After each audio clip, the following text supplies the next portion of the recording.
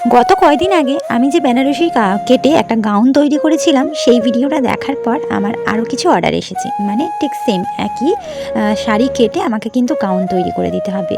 Basically ব্যাপারটা কি হচ্ছে বলো তো, এখন কিন্তু শাড়ি পরা বলতে গেলে আমাদের উঠেই গেছে। অনুষ্ঠান বাড়ি, বিয়ে বাড়ি ছাড়া কিন্তু আমরা শাড়ি পরতে তেমন একটা পছন্দও করছি না। চুড়িদারেতেই যেন আমরা অনেক বেশি কমফোর্টেবল হয়ে গেছি, আর সেই জন্যই কিন্তু শাড়ি পরা উঠে গেছে। আর এখন এই কারণেই শাড়িগুলোকে অনেকে গাউন করে নিচ্ছে, বা অনেকে নিজের মেয়েদের গাউন করে দিচ্ছে, বা নিজেরাও গাউন করে বা সালোয়ার করে পরছে। তো ঠিক তেমনই অর্ডারও একটা আবারও এসেছিলো আমার কাছে। শাড়িটা কেটে আমাকে করে দিতে হবে একটা সুন্দর গাউন। এটা কিন্তু একটা মেয়ের, আর সেই মেয়ে হচ্ছে আমার স্টুডেন্ট, মানে আমার কাছে কিন্তু টিউশনি পড়তো। আর সে দেখো কত বড় হয়ে গেছে, আর তারই কিন্তু আমি গাউনটা বানালাম।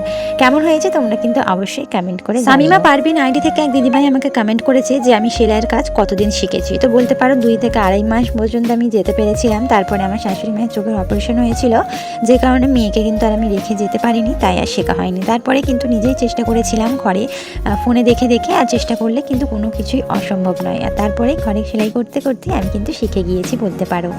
আসল ব্যাপারটা কি বলো তো, মেয়েকে তো নিয়ে যেতে পারবো না, তাহলে শিখতে পারবো না। তাই মেয়েকে শাশুড়ি মায়ের কাছে রেখেই আমি শিখতে যেতাম। তারপর মায়ের যখন চোখের অপারেশন হলো, তারপরে কিন্তু আমি আর যেতে পারিনি, কারণ মেয়ে খুব ছটপটে ছিল। তাই কোনোভাবেই হয়তো চোখে আঘাত করে ফেলবে, সেই জন্যই কিন্তু আর আমি যেতে পারিনি। তাই ঘরে চেষ্টা করে একটু একটু করে আমি শিখে গিয়েছিলাম। তো সেই সাথে সন্ধ্যেবেলায় কিন্তু একটু নাস্তার আয়োজন করলাম। আমার বাপের বাড়ি থেকে আমার ভাবি এসেছিল, তো সেই নাস্তাটা খেতে থাকি। তোমরা এরকম মিনি ব্লগসের জন্য এখনই চ্যানেলটা সাবস্ক্রাইব করে দাও।